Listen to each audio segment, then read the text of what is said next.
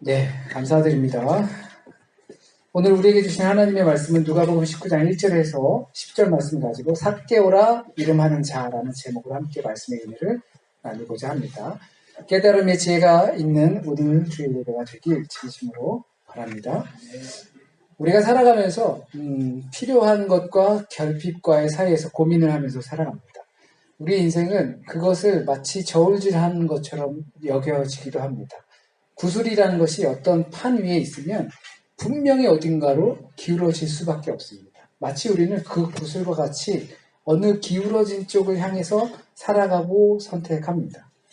원하는 것을 다 갖고 싶지만 그러지 못할 때가 있기 때문입니다.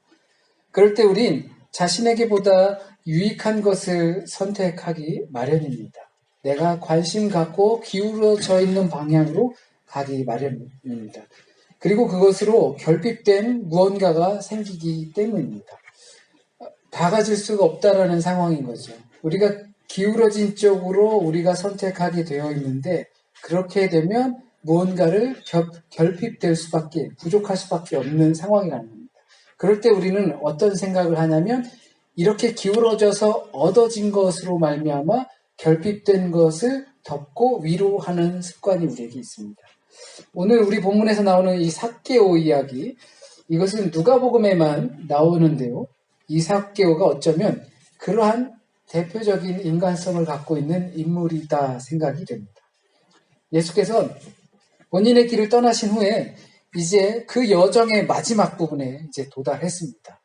우리 사진을 몇 가지 준비했는데요. 한번 보실까요? 여기 동그라미 빨간색으로 친 곳이 이제 여리고라는 곳입니다. 좀만 가면 예루살렘이죠. 거의 다 왔어요. 근데 바로 밑에 바다처럼 보이는 게 이제 사해 바다고, 그 위로 줄기가 쭉 뻗은 게 이제 요단강 줄기예요. 맞은편에 보면 세모 표시돼 있죠. 삼각형. 그게 느보산이에요. 이제 거기서 느보산에서 건너서 이제 여리고로 가게 되는 이 여호수아 이야기가 있죠. 다음 사진 한번 보시면 이제 이게 저 멀리서 보는 여리고 지역을 보여주는 협곡이에요. 그러니까 여리고의 지형이 도시가 많이 있지만 이 지나가는 이 협곡이 심하게 되어 있다는 걸 보여주고 있어요. 다음에 보면 이게 개역 개정, 그러니까 개역 한글판 성경에는 뽕나무라고 나와 있고, 제가 성경 읽을 때 이제 뽕나무 하시길래 그렇게 생각했는데, 개역 개정판 이후에는 이 돌무화과 나무라고 되어 있어서 여리고를 안 가보셔서 모르시겠지만 지나가다 보면 가다가 여리고 그 광야가 가기 전에 이 큰 나무가 있어요. 보통 자연과학자들은 이게 1200년 이상 된 나무다라고 하는데, 저런 형태의 나무로 있었지 않았겠느냐라고 평가하는데, 이게 한 1200년 된 거니까 예수님 시대에는 없었던 것이기도 하고, 물론 이처럼 생긴 것이다라고 추정하는 겁니다. 그래서 위에 올라가서 사람들이 구경하는 이 삭개의 모습을 연상시키는 거예요. 다음을 한번 보시게 되면 사진이 없는데요. 네. 이 여리고라는 것은 이처럼 우리가 보기에 협곡으로 위험한 도시이기도 하고, 예루살렘과 근접한 종교적인 인접 도시이기도 하고, 그러다 보니까 사람들이 많이 모이는 곳이에요. 또 이곳에서는 우리가 잘 알고 있는 엘리야 선지자가 이제 하나님의 부르심을 받아 이제 끌려 올라가기 되는데, 올라가고 거기서 이 엘리사가 후임자라고 해야 되죠. 후임자로 사역을 맡아서 할 때 이 여리고로 다시 돌아오게 됩니다.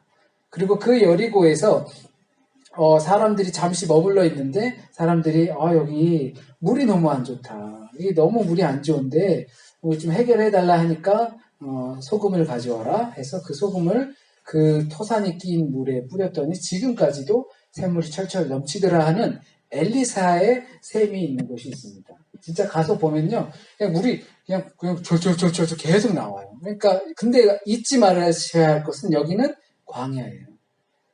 광야인데 물이 철철 나오고, 가다 보면 여기에서 특기할 만한 것이 있는데, 이제 소위 말하는 이제 대추야자나무라고 하는데 종려나무예요.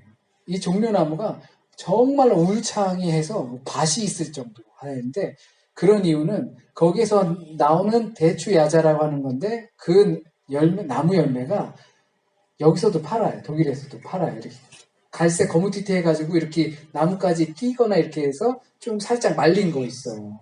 근데 거기에서는 진짜 꿀이에요, 꿀. 정말 맛있어요. 근데 광야라는 걸 잊으시면 안 되는 게 이 야자성나무가 철철 막 정말 넘치고 물도 철철 넘치고 열매가 그렇게 맛있는 열매가 있을 정도로 그곳은 유명한 곳이에요. 번성한 도시였어요. 그곳에서 일어난 이야기를 바로 삭개오 이야기로 하는 것입니다. 그러다 보니까 또한 선한 사마리아 이야기처럼 그러한 위험에 노출된 곳이기도 합니다. 그리고 종교적인 인접 도시이기 때문에 우리가 그 지역에 있어서 세리장, 삭개오를 세리장이라고 하잖아요. 왜 세리장을 뒀는지 알 수 있겠다라는 것을 짐작할 수 있는 곳입니다. 누가는 특히 이 삭개오를 세리장이면서 부자였다라고 특별하게 시선을 집중시킵니다. 이 세리장이 부자였던 거예요. 의심할 여지가 없는 것이 종교적 인접 도시로 사람이 많이 모였고 사람이 살만한 광야 지대였기 때문에 그래요. 거기에다가 이 로마 정부는 그 안에서 지방 정부를 두면서 지방자치제를 두면서 이 세금이 많이 나올 만한 곳에서 세금을 많이 거두려고 했던 것이죠. 그런데 이 도시가 크다 보니까 이 보통 학자들이 추론하는 건 이 삭개오는 브로커였을 것이다. 로마 정권과 잘 결탁이 돼서 이 여리고라는 땅에 각 지역마다 동쪽, 서쪽, 옛 도시, 신도시 있으니까 그 지역에서 세금을 거둘 사람을 이제 브로킹 해주는 거죠. 로마 정부랑 자기가 그 사이에 둬서 너 이렇게 심게 되는 거죠. 그리고 거기서 남는 이 커미션을 자기가 받게 되는 거예요. 그러다 보니까 이 세금 징수하는 사람들, 세금을 거두는 사람들은 그 주변에서 삭개오에게 줘야 되잖아요. 그러려면 더 걷게 되고 이러한 일들이 일어날 수밖에 없는 거죠. 만약에 우리나라 일제시대 때 그런 것처럼 비슷하게 보시면 돼요. 일본 앞잡이라고 하고 친일파 이렇게 하는 경우도 있죠. 그런데 이 삭개오는 그것으로 인해서 막대한 부를 축적했습니다. 그러다 보니까 어쩌면 삭개오는 동네 사람들한테 많은 미움을 샀을 거예요. 우리 일제시대 사람들을 친일파, 앞집이 이런 사람을 미워했던 거죠. 어떻게 양심을 파냐, 어떻게 조국을 파냐 이러는 거죠. 그런데 모르긴 몰라도 그들은 손가락질 해라, 맘대로 해라. 나는 돈이 있다. 나는 권력이 있다. 야, 나라가 망하는 게 무슨 상관이야. 내가 부자가 되고 그리고 내 가족이 떵떵거리면서 사는 수 있는데 뭐가 문제냐. 어쩌면 이 삭개오도 그와 같은 마음이었을지도 모릅니다. 돈과 권력을 얻는 것으로 다른 것을 놓치기로 한 거죠. 판 위에 서 있는 그 구슬과 같이 기울어지면 그쪽으로 가게 되어 있습니다. 우리는 종종 예수를 믿을 때 하나님의 일을 한다고 할 때 무언가를 이뤄놓고 난 후라는 말을 할 때가 있습니다. 지금은 아니고 내가 지금 하고 있는 일이 있는데 이거 잘 돼야 된다고 생각하고 이거 마무리하고 나서 하나님의 일을 하겠습니다. 라고 할 때가 있습니다. 그것은 내 생각하는 결핍, 내게 부족한 부분, 내가 관심을 기울이고 있는 부분, 그것을 우선 채우겠다라고 하는 것이죠. 궁극의 결핍을 뒤로 한 채 말입니다. 그런데 어느 날 예수께서 그 마을을 지나가시게 되었습니다. 슈퍼스타가 지나가니까 마을 난리도 아니었겠죠. 예루살렘으로 가까운 도시니까 또 아마 진 풍경이었을 겁니다. 비록 동네에서는 소외를 받고 있는 친구도 없는 그러한 사람이지만 그래도 큰 부를 가지고 있으니까 그것을 위로하며 살았던 삭개오가 그 소식을 듣고 아마 관심을 보였을 겁니다. 도대체 무슨 일인가? 예수가 어떤 자인가? 충분히 그럴 수 있을 거라 생각합니다. 비록 자신의 그 가치관이 물질 중심으로 돌아간다 해도 어디서 유명한 사람이 오고 그러면 충분히 관심을 가질 수 있을 겁니다. 보통 그러잖아요. 부를 가지면 그 다음에 권력에 관심이 가게 되어 있잖아요. 자신은 부를 가져서 다른 사람들한테 외면을 당하면서 살지언정 막 유명한 사람인데 사람들이 다 그 사람한테 열광해요. 도대체 누구야? 누구길래 저렇게 열광을 하는 거야? 나는 사람들한테 오히려 비난을 받으면서 부를 축적했는데 저 사람은 도대체 뭐지? 하면서 관심을 가졌을 겁니다.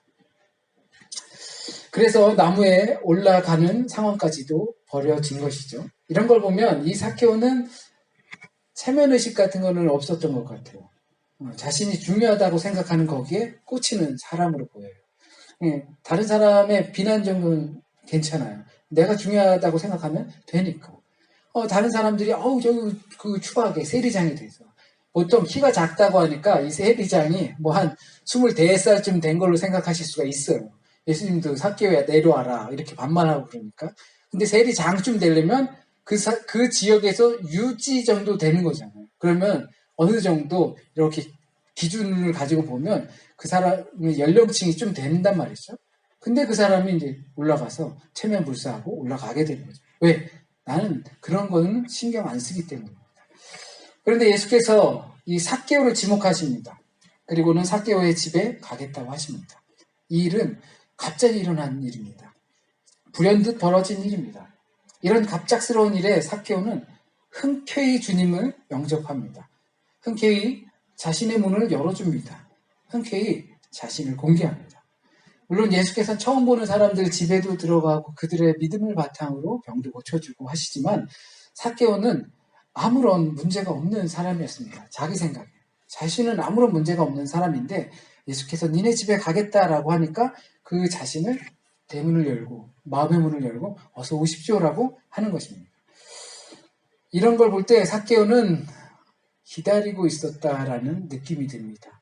그러지 않고서 자기가 돈도 있고 동네 유지고 하려면 뭐 어떤 권력도 쓸 수 있는 사람인데 예수라는 어떠한 열광의 사람이 나에게 찾아올 때 니네 집에 좀 가자 하면 반대로 하지 않을까요? 당신 우리 집에 와서 한번 좀 내가 사는 것 좀 보십시오. 내가 어떻게 사는지 자랑하고 싶을 텐데 오히려 반대의 상황이 됐다는 건 삭개오가 결핍된 것을 부로 채우면서 위로하면서 살았을진 몰라도 예수께서 찾아오는 그 결핍, 궁극의 결핍의 목마름과 갈증이 그에겐 있었다라는 것입니다.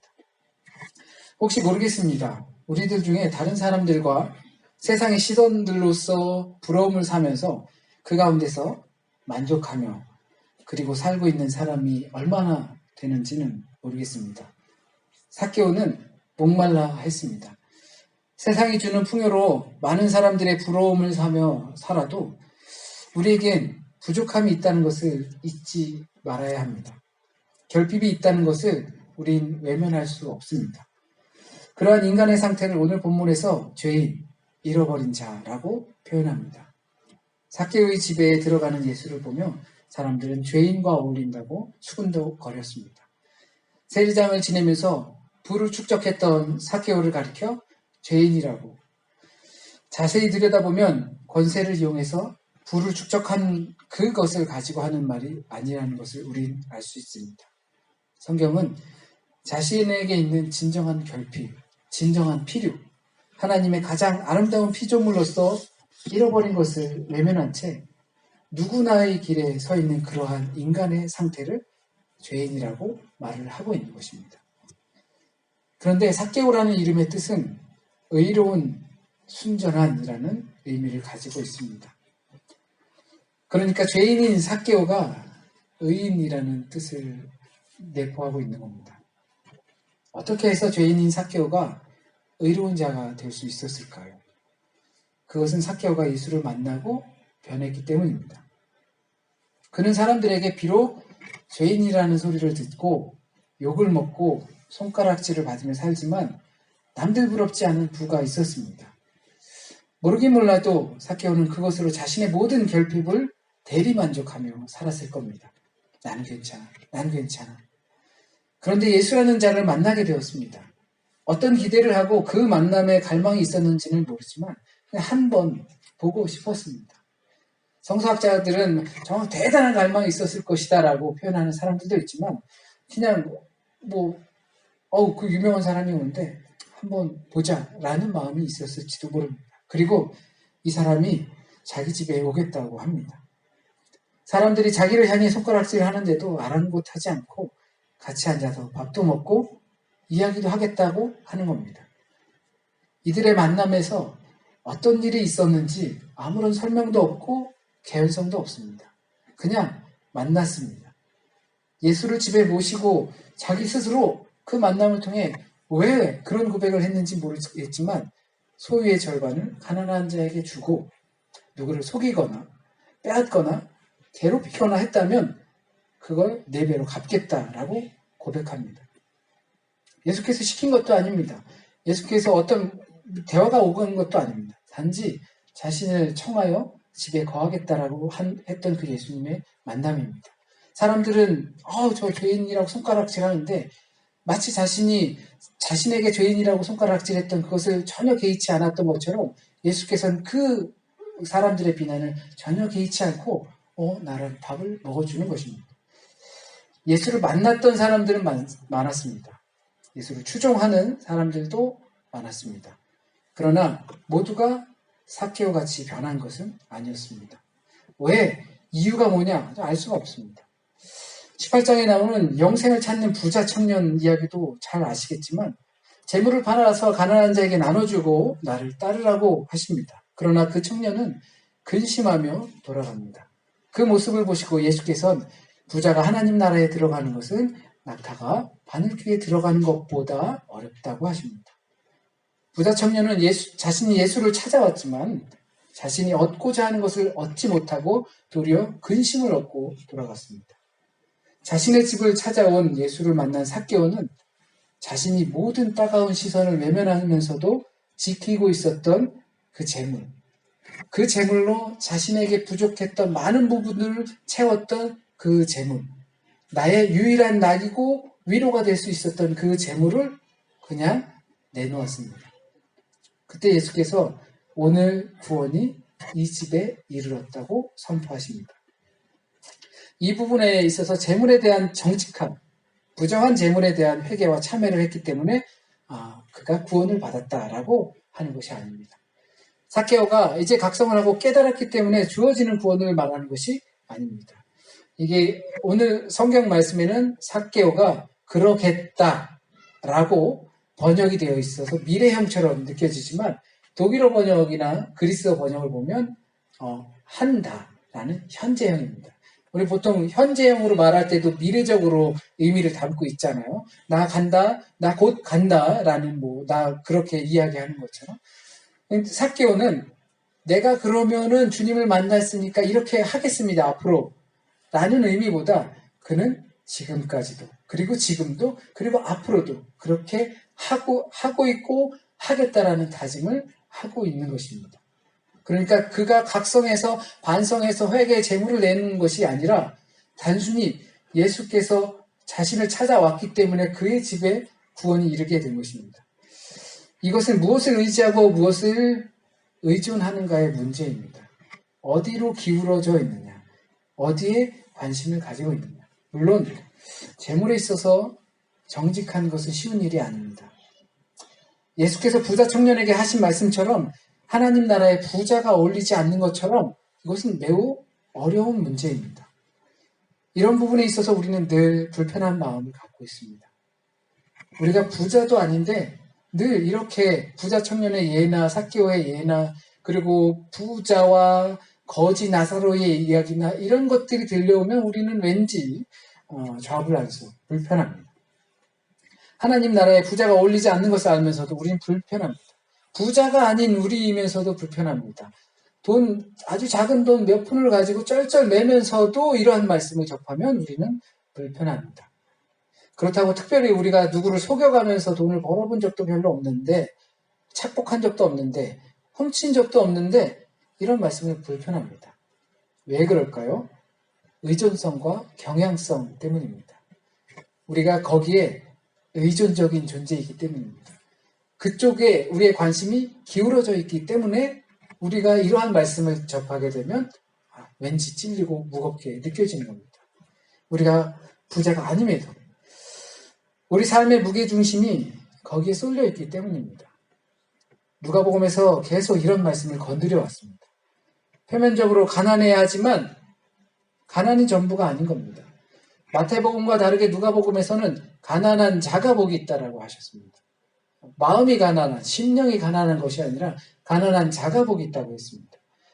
표면적으로만 가난한 것이 아니라 내가 가난하면서도 자꾸 물질을 원하고 거기에 경향성으로 기울어져 있으면 그것은 가난한 거랑 아무런 상관이 없습니다.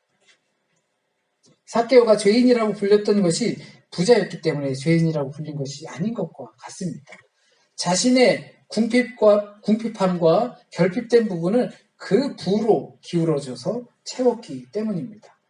자신의 허전함을 그 재물로 채웠기 때문에, 그 재물로 모든 삶을 위로했기 때문에 그가 죄인이었던 것입니다. 경향성을 두고 말하는 겁니다. 영생을 구하던 부자 청년도 그 기울어짐을 극복 못했습니다.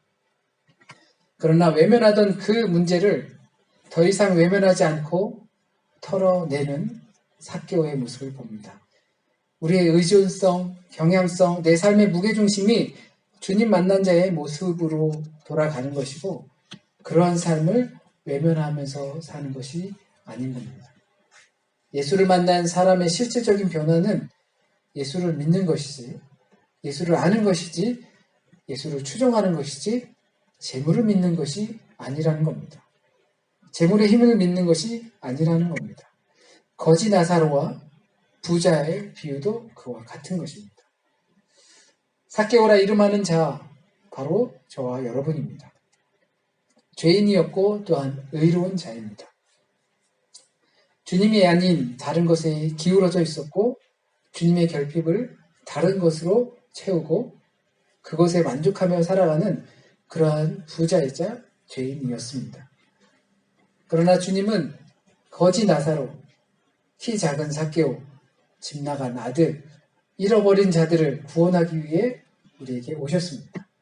그것이 바로 부유함으로 채울 수 없는 것에 대한 결핍을 보는 것입니다. 저와 여러분이 주님을 만났다면 우리는 그 구속으로부터 자유와 해방을 얻게 되는 것입니다. 참 구원은 지금까지 자신을 구속하던 것으로부터 자유를 선언하는 것입니다. 늘 이런 경제적인 이야기, 신앙인의 경제성, 이런 것들이 나오게 되면 조심스럽기도 하고 좀 걱정스럽기도 합니다. 왜냐하면 우리는 현실에서 발을 떼고 살 수 있는 존재가 아니기 때문입니다. 지금 같은 물질 만능의 시대에 사는 우리가 톡 까놓고 돈이 없이는 절대 한 걸음도 살아갈 수도 없고 물 한 모금도 먹을 수가 없습니다.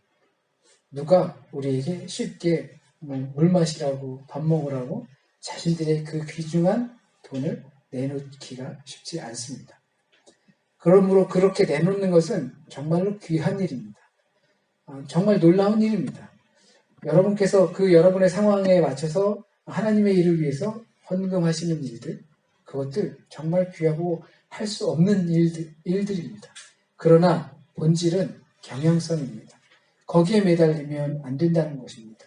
그것을 얻기 위해서 추구해서도 안 되는 것입니다. 그것을 얻었다고 해서 그것으로 내게 진짜 필요한 부분, 내게 궁핍된 부분, 본질적인 문제를 덮고 위로할 수 없다는 것입니다. 그렇게 살았지만 결국 삭개오는 주님을 만났을 때 새로운 사람으로 변화되게 되어 있습니다. 우리의 위로되는 것, 우리의 구원되는 것은 오직 예수 그리스도임을, 그리고 만나고 우리가 경험되어야 함을 고백할 수 있는 저와 여러분이 되길 진심으로 바랍니다. 기도드리겠습니다. 하나님, 우리는 두 발을 이 땅에 디디면서 살아갑니다. 우리는 어디론가 기울어져 있습니다. 교회를 다니고 주님의 말씀을 듣고 주님을 찬양하면서 또한 우리의 삶이 하나님께 영광된 삶이 되어야 한다고 고백하면서도 그쪽으로 기울기보다 또 다른 쪽으로 기우는 경우가 우리에게 종종 있습니다. 우리의 걸음, 우리의 생각의 자리를 이제는 주님 만나는 자리로 옮길 수 있도록 인도하여 주세요. 주님을 더욱더 관심 갖고 살아갈 수 있게 도와주세요. 주의 말씀과 삶에 조금 더 관심을 기울이며 살아갈 수 있도록 인도하여 주세요. 우리의 입술과 생각 가운데서 주님을 생각하고 부르는 일들이 우리의 생활 가운데 조금 더 빈번하게 나타나게 해주세요. 그로 말미암아 우리의 삶이 주님을 만나는 자의 삶이 되게 하여 주시고 주님을 경험한 자의 삶이 되어서 이전과는 다른 주님의 참된 구원의 사람으로 거듭날 수 있는 우리의 삶이 될 수 있도록 주여 인도하여 주세요. 주님, 혹시 이 시간 잘못 전해진 말씀이 있으면 오늘 이 시간 우리에게 전하시고자 하셨던 그 말씀, 그 메시지가 우리 안에 남게 하여 주시고 또한 뿌리 내리고 열매 맺게 하여 주세요. 한 주간의 삶도 주님께 맡깁니다. 주님만이 우리의 주인이시고 우리의 왕 되십니다. 우리의 자리를 차지하는 것이 아니라 주님의 자리를 먼저 만들어 놓는 한 주간의 삶이 될 수 있도록 주여 인도하여 주세요. 모든 말씀 우리 주님 예수 그리스도의 이름으로 기도드립니다. 아멘.